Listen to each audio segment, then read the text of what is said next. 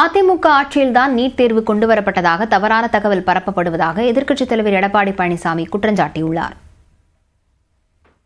திராவிட முன்னேற்ற கழக நாடாளுமன்ற திரு காந்தி செல்வன் அவர்கள் மத்திய சுகாதாரத்துறை இணையமைச்சராக இருந்தபொழுதுதான் இந்த நீட் தேர்வுக்கு ஒப்புதல் கொடுக்கப்பட்டு மத்திய அரசாணை வெளியிடப்பட்டது. ஏதோ அதிமுக ஆட்சியில் வந்து அதிமுக இருக்கும்போதுதான் வந்தது என்ற ஒரு தவறான செய்தி தொடர்ந்து முதலமைச்சரும் அமைச்சர்களும் பதிவு செய்து கொண்டிருக்கிறார்கள். இது நாட்டு மக்களுக்கே தெரியும். இது கொண்டு வந்தது காங்கிரஸ் திமுக. ஏன் இளைஞர்கள் பாதிப்பாங்க அப்படின்னு இவர்களுக்கு தெரியாதா? மாணவர்கள் பாதிப்பான்னு தெரியாதா? கொண்டு வந்தது இவர்கள். அதை தடுப்பதற்கு நாங்கள் கடுமையான முயற்சி எடுத்தோம், ஆனால் முடியவில்லை.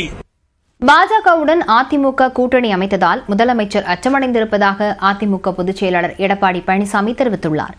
சட்டப்பேரவை வளாகத்தில் செய்தியாளர்களிடம் பேசிய அவர், ஒருமித்த கருத்துடைய கட்சிகளுடன் கூட்டணி அமைத்து திமுகவை வீழ்த்துவோம் என்றும் கூறினார். இன்றைக்கு முதலமைச்சர் இப்படி துடிதுடிக்க பேசுறார். ஏங்க நாங்க கூட்டணி வச்சா நீங்க எங்க பதறீங்க? முதலமைச்சர் சட்டமன்றத்தில் ஏன் கோவப்படுறீங்க? நீங்க பயப்படுறீங்க? அதிமுக யாரோடாலும் கூட்டணி வைப்போம், அது எங்களுடைய விருப்பம், எங்களுடைய கட்சி. நீங்க எப்ப பார்த்தாலும் பலம் வாய்ந்த கூட்டணி நீங்க சொல்றீங்களே, அது மாதிரி நாங்களும் அதிமுகவும் பலம் வாய்ந்த கூட்டணியை 2026 சட்டமன்ற தேர்தல் அமைப்போம். நிச்சயமாக வெற்றி பெறுவோம். அதிமுக கூட்டணி அமைக்கப்பட்டு விட்டால் ஆட்சி மாற்றம் ஏற்படும்.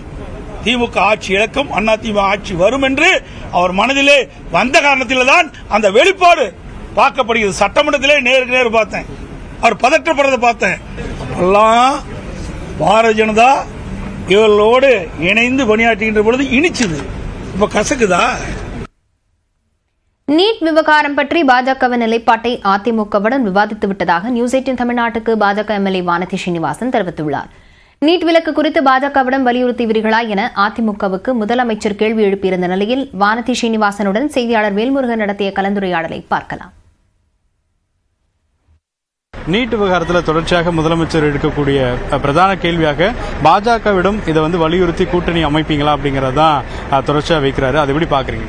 நீட்டுக்காக தமிழகத்தில் எத்தனை முறை சட்டப்பேரவையில் விவாதம் நடைபெற்றது? ஒன்று. இரண்டாவது, இந்த நீட் தேர்வினால் குழந்தைகள் பாதிக்கப்படக்கூடாது, அதுவும் அரசு பள்ளிகளில் படிக்கின்ற குழந்தைகள் பாதிக்கப்படக்கூடாதுன்னு அதிமுக ஆட்சி காலத்திலேயே 7.5% இடஒதுக்கீடு கொண்டு வந்து அந்த குழந்தைகளுடைய நலனை பாதுகாத்தவர் இன்றைய எதிர்க்கட்சித் தலைவர். இப்படி இருக்கின்ற பொழுது மாநிலத்தினுடைய முதலமைச்சர் அவருக்கு எப்பவுமே அவரோட நினைப்பில் இப்ப இருக்கிறது ஒரே ஒரு விஷயம்தான், அது அதிமுக பாஜக கூட்டணி. வேற எவரையும் விட அதிகமாக இந்த கூட்டணியால் தான் பாதிக்கப்படுகிறோம் என்பதை அவர் புரிந்து கொண்டிருக்கிறார். அதனாலதான் எந்த கேள்வி கேட்டாலும் ஒரு கூட்டணியில இப்ப பதில் சொல்லிட்டு இருக்கார். இப்போ தொடர்ச்சியா இந்த நீட் விவகாரத்துல உங்களுடைய நிலைப்பாடு என்னவா இருக்கு? இது மாறக்கூடிய வாய்ப்பு இருக்கா? தமிழகத்திற்கு நீட் விலக்கு கிடைக்குமா? நீட்டை பொறுத்த வரைக்கும் ஏற்கனவே பாரதிய ஜனதா கட்சி 100 முறை வழக்கம் சொல்லியாச்சு. இன்றைக்கு நீட்டை மக்களும் மாணவர்களும் ஏற்றுக்கொண்டு இந்தியாவிலேயே அதிகமாக நீட் தேர்வில் பங்கு பெறுகின்ற மாநிலமாக மாறிக்கொண்டிருக்கிறது. இதுக்கு மேல என்ன பதில் உங்களுக்கு? இல்ல அப்போ அதிமுக அந்த கோரிக்கை வச்சா அதிமுக இந்த விஷயம் ஏற்கனவே பல முறை நாங்க விவாதிச்சாச்சு, தகவலும் சொல்லியாச்சு. பிஜேபியோட நிலைப்பாட்டை நாங்க ஏற்கனவே சொல்லியாச்சு. நடிகர் நெப்போலியனின் மகன் உடல்நிலை குறித்து சமூக வலைதளத்தில் அவதூறு பரப்புவோர் மீது நடவடிக்கை எடுக்க கோரி நெல்லை மாவட்ட காவல் கண்காணிப்பாளரிடம் மனு அளிக்கப்பட்டுள்ளது. நடிகர் நெப்போலியனின் மூத்த மகன் தனுஷுக்கு கடந்த நவம்பர் மாதத்தில் நெல்லையைச் சேர்ந்த அக்ஷயா என்ற பெண்ணுடன் திருமணம் நடைபெற்றது. தனுஷ் சிறுவயதிலிருந்தே தசை சிதைவு நோயால் பாதிக்கப்பட்டிருப்பதால் அதற்கு சிகிச்சை எடுத்து வருகிறார். தனுஷின் உடல்நிலை குறித்தும் குடும்ப வாழ்க்கை குறித்தும் சமூக வலைதளத்தில் அவதூறு செய்தி பரப்பப்படுவதாக அவருக்கு சிகிச்சை அளித்து வரும் இயன்முறை மருத்துவர் டேனியல் ராஜா, நெப்போலியனின் சகோதரர் கிருபாகரன் ஆகியோர் நெல்லை மாவட்ட காவல் கண்காணிப்பாளர் சிலம்பரசனிடம் மனு அளித்துள்ளனர். தனுஷின் உடல்நிலை குறித்தும் அவரது மனைவி அக்ஷயா குறித்தும் அவதூறு பரப்புவோரை கைது செய்ய வேண்டும் என்று அவர்கள் கோரிக்கை விடுத்துள்ளனர். நெப்போலியன் சாரோட மகன் தனுஷ் அவர்கள் நல்ல உடல் நலத்துடன் அவருடைய மனைவியுடன் மிகவும் மகிழ்ச்சியாக இருக்கிறார். இதுபோன்ற பொய்யான தகவல்களை பரப்புவது ஒட்டுமொத்த மாற்றுத்திறனாளிகளுக்கும் சிகிச்சை அளிப்பவர்களையும் சோர்வடைய செய்கிறது, சிகிச்சை பெற்றுக் கொண்டிருக்கும் மாற்றுத்திறனாளிகளையும் சோர்வடைய செய்கிறது. ஒரு குடும்பத்தில் இருக்கும் தனிப்பட்ட விஷயங்களை பேசுவதும் தவறான விஷயங்களை பொது ஊடகங்களில் கருத்து சுதந்திரம் என்ற பெயரில் பேசுவதும் மிகவும் தவறானது. அதை நிப்பாட்டணும் அப்படின்னு சொல்லியும் இதுபோன்று பரப்புபவர்களை கைது செய்ய நடவடிக்கை எடுக்க கோரியும் எஸ்பி அலுவலகத்தில் நாங்கள் மனு கொடுக்க வந்திருக்கோம். ஏற்கனவே நாங்கள் கம்ப்ளைண்ட் ஆன்லைனில் ரெஜிஸ்டர் பண்ணியிருக்கிறோம். இதனிடையே இன்று ஜப்பானில் தனுஷ் அக்ஷயா தம்பதியை திமுக துணை பொதுச் செயலாளர் கனிமொழி நேரில் சந்தித்து வாழ்த்திய வீடியோவை நடிகர் நெப்போலியன் சமூக வலைதளத்தில் வெளியிட்டுள்ளார். அதில் ஜப்பானில் தாங்கள் வசிக்கும் இல்லத்திற்கு கனிமொழி வருகை தந்தபோது முன்னாள் முதலமைச்சர் கருணாநிதி குறித்த பழைய நிகழ்வுகளை இருவரும் மகிழ்ச்சியாக பகிர்ந்து கொண்டதாக தெரிவித்துள்ளார். அதுக்கப்புறம் படிச்சேன். அது ரெண்டு குழந்தைங்க பிறந்ததுக்கப்புறம் போய் டிகிரி முடிச்சு அதுக்கப்புறம் MBA படிச்சு. My husband's from Singapore. I find people they're very disciplined in both countries, but here they're much more polite and nice. லைட்டா ரொம்ப இருந்துச்சு. டக்குனு நான் 2 வருஷம் முடிச்சோடனே போலியா நல்லான வயசு நல்லதே. விசாரிச்சுக்கு அப்புறம் தண்ணி கொடுக்க மாட்டாங்க இல்லையா, தண்ணி கேட்டுட்டே இருந்தாங்க. அந்த மாதிரி வந்து வாயை மட்டும் குறைச்சிட்டு இருந்தது. அப்ப கேட்டாங்க அவங்க பேர் என்ன காவேரியா நினைச்சோம். எக்ஸ்பிரஸ் 18 செய்திகள் சிலவற்றை பார்க்கலாம். அமெரிக்காவின் நியூயார்க் நகரில் ஒருவர் தலையில் ஃப்ரிட்ஜை வைத்துக் கொண்டு சைக்கிள் ஓட்டிச் சென்ற காட்சி அனைவரையும் வியக்க வைத்துள்ளது. லேபாய் கேப்ரியல் டேவிஸ் என்ற அந்த நபர் தலையில் கனமான பொருட்களை வைத்துக் கொண்டு சைக்கிளில் சென்று வீடியோ வெளியிட்டு பிரபலமானவர். சோஃபா, குப்பை தொட்டி, டிவி உள்ளிட்டவற்றை தொடர்ந்து தற்போது ஃப்ரிட்ஜை தலையில் வைத்துட்ட பெண் குழந்தையை நடிகை திஷா பட்டானியின் மூத்த சகோதரி குஷ்பு பட்டானி மீட்டு பெற்றோர்களிடம் சேர்த்தார்.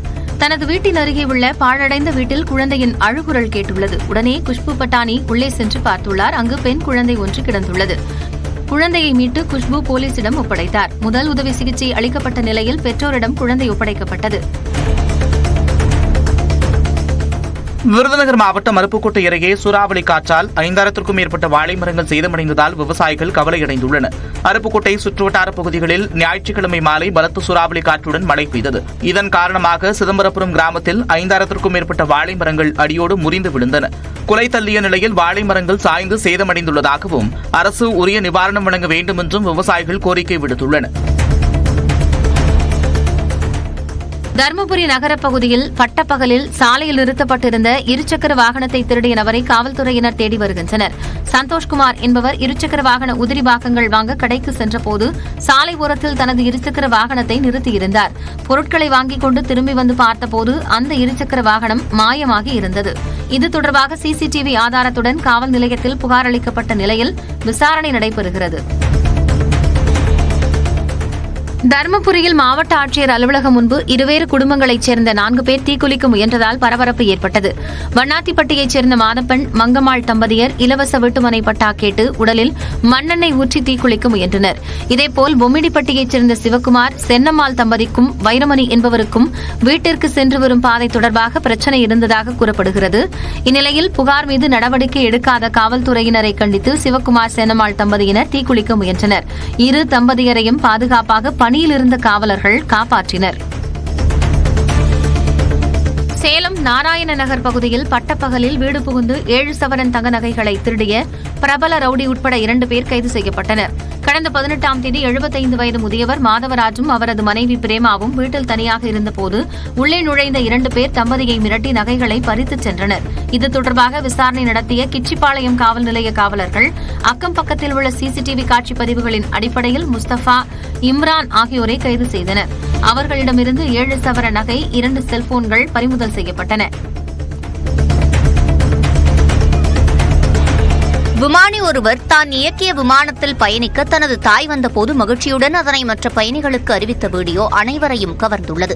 அஸ்வத் புஷ்பன் என்ற விமானி இந்த வீடியோவை தனது இன்ஸ்டாகிராம் பக்கத்தில் பகிர்ந்துள்ளார். அதில் தனது தாய் விமானத்திற்கு வந்ததும் அவரை மைக்கில் வரவேற்ற அஸ்வத் அவருடன் தான் மளிகை கடைக்கும் சலூனுக்கும் சென்றதாகவும் தற்போது வேறு நாட்டுக்கு அவரை அழைத்துச் செல்ல உள்ளதாகவும் கூறினார்.